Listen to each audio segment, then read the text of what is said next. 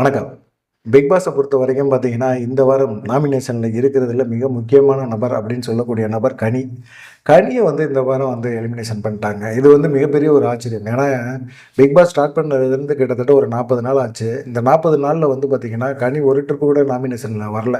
வராததுக்கு மிக முக்கியமான காரணம் என்னன்னு கேட்டிங்கன்னா, அவங்க குரூப்பிசம் பண்றாங்க. எல்லாத்துக்கூடயும் ரொம்ப அன்பா பழகுறாங்க. இத கூட விஜய் சேதுபதி அதிக முறை வந்து கண்டிச்சாரு. நீங்க அன்பா இருங்க, பாசமா இருங்க, அண்ணனா இருங்க, தம்பியா இருங்க. உங்களுக்கு எல்லாருமே உறவு முறையில வச்சுக்கங்க. இதெல்லாம் பிக் பாஸ் வீட்ட விட்டு வெளிய போய் வச்சுக்கங்க. இங்க வச்சுக்காதீங்க. இங்க விளையாட வந்திருக்கீங்க. உங்களுக்கு 3 வேள சோறு போட்டு, சம்பளம் குடுத்து, உங்கள விளையாட சொல்லியிருக்கோம். நீங்க விளையாடாம இங்க உறவு முறைய தேடி வராதீங்க. அப்படிங்கிற மாரி குற்றச்சாட்டெல்லாம் வச்சாரு.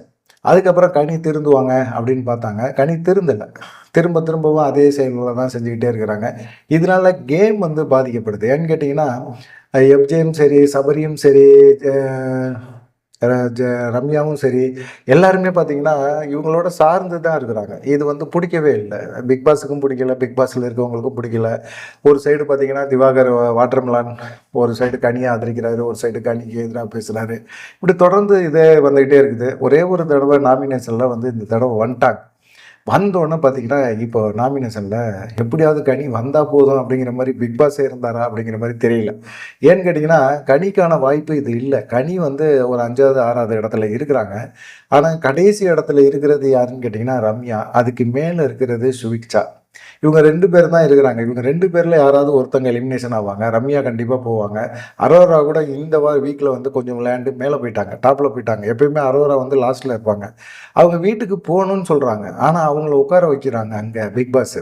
ஆனா வீட்டுக்கு போ வேணாம் நான் கேம் விளையாடுறேன் அப்படின்னு சொல்லிட்டு இருக்கிற கனி, சமையல் கட்டு, சமைச்சு போடுறது, எல்லாத்துலயும் அன்பா பேசுறது, பழகுறது. இப்பதான் பார்வதிட்ட கொஞ்சம் கோவப்பட்டு சண்டை போட ஆரம்பிச்சாங்க.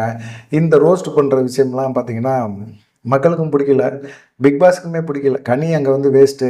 அத தூக்கி விட்டுறலாம். சம்பளம் குடுத்து வேஸ்ட்டா வச்சிருக்கிறோம் அப்படிங்கிற ஒரு எண்ணத்துக்கு வந்தாங்க. கனி நாமினேஷன்ல வந்தாங்க. ஓட்டு லிஸ்ட் பிரகாரம் பார்த்தீங்கன்னா, அ ரம்யா தான் வெளிய போணும். ஆனா கனிய தூக்குறாங்க அப்படின்னா, கண்டிப்பா வந்து பிக் பாஸுக்கே வந்து கனியோட செயல்பாடுகள் புடிக்கல. அடுத்து வந்து வாட்டர்மெலன் தான் இருக்கிறாரு. கேமராலாம் உள்ள இழுத்துக்குது. கேமரா அவர் மூஞ்சிய பார்த்தோன்னே திருப்பிக்குது.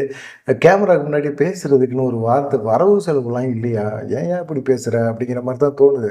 விஜய் சேதுபதி கண்டிப்பா கேட்பாரு இந்த தடவ. அ அஜித் வந்து ரேஸுக்கு போயிட்டாரு. விஜய் வந்து அரசியலுக்கு போயிட்டாரு. அதேபோல வந்து விஜய் சேதுபதி பிக் பாஸ் வந்துட்டாரு. சினிமா உலகமே வெற்றிடமா இருக்குது. நான் தான் இந்த வாட்டர்மெலன் ஸ்டார் தான் போய் அத நிரப்ப போறேன் அப்படின்னு சொல்றாரு. இது தன்னம்பிக்கையா? இல்ல மக்கள முட்டாள்ன்னு நெனைக்கிறதா? இல்ல தன்னைத்தானே ஒரு பெருமையா பேசிக்கிறது வந்து ஒரு சந்தோஷப்பட்டுக்கிறாரா? அப்படிங்கிற மாரியே தெரியல. இத கேட்கும்போது டென்ஷன் ஆகுது. பிக் பாஸ்க்குள்ள அவர் வந்துட்டாரு அப்படிங்கிறதுக்காக, பிக் பாஸ் அவர் தொகுத்து வழங்குறாரு அப்படிங்கிறதுக்காக, அவருக்கு சினிமா வாய்ப்புகள் இல்லாம இல்ல. இப்ப பிக் பாஸை விட்டு கூட விஜய் சேதுபதி போறதுக்கான வாய்ப்புகள் அதிகமா இருக்கு. சினிமா வாய்ப்புகள் அதிகமா இருக்குது அவருக்கு. அவர்னால முடியல அப்படின்னு சொல்றாங்க. அந்த அளவுக்கு வந்து கமிட்மெண்ட் அதிகமா குடுத்து வச்சிருக்கிறாரு. ஆனா வந்து அந்த டைமிங்க்கு வந்து பிக் பாஸையும் தொகுத்து வழங்கிட்டு போயிட்டுருக்கிறாரு. அவரெல்லாம் வந்து பிக் பாஸ் போயிட்டாரு. அதனால சினிமால வந்து எம்ப்டியான இடம் இருக்குது.